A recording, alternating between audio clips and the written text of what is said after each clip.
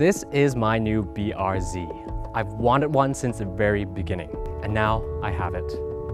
Coming from an M3 and a Cayman S before that, I've been worried that this might be a bit too much of a downgrade. Is it a downgrade? Well, I've had it for about 2,500 kilometers in 4 weeks, and I think I have a few more answers now. And I think I have the answer to that question. So the interior of the BRZ is not an M3, but it's still a really nice place for driving. The steering wheel is a perfect diameter and grip, the gear shift knob feels great, and those pedals are perfect for heel and toe downshifts, even if my technique isn't. The seats are absolutely flawless, and the fit and finish, well, overall it's really good. Okay, it's not perfect inside.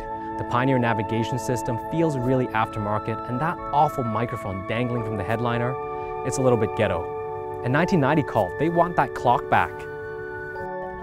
But all of these things stop to matter once you start driving the BRZ, because this car is all about the driving experience.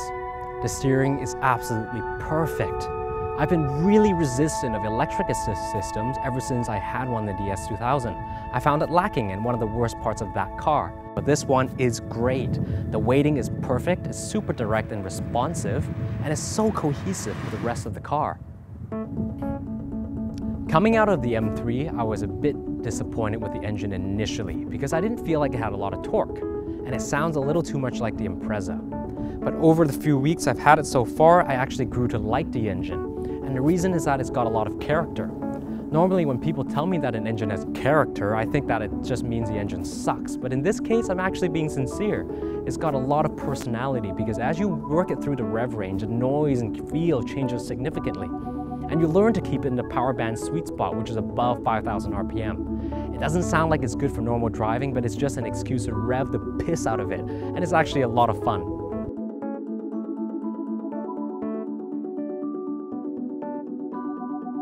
And this suspension is just magic.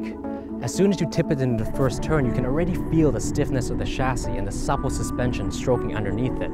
This makes it very forgiving, very supple, with a lot of feedback. It lets an average driver like me exploit that rear-wheel drive chassis and let it slide around a little and have a lot of fun.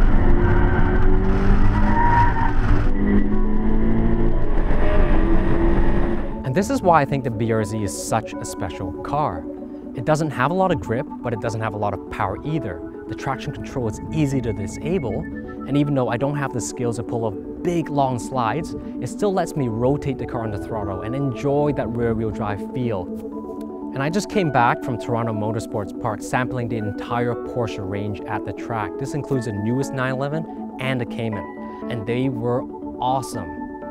So where does it leave a BRZ? Well, this car will never compare to a Cayman and 911, let's not kid ourselves, but it doesn't cost as much either. But there is one thing that the BRZ does that the cars like the 911 and the M3 and the Cayman can't, and that is a perfect low power, low grip advantage.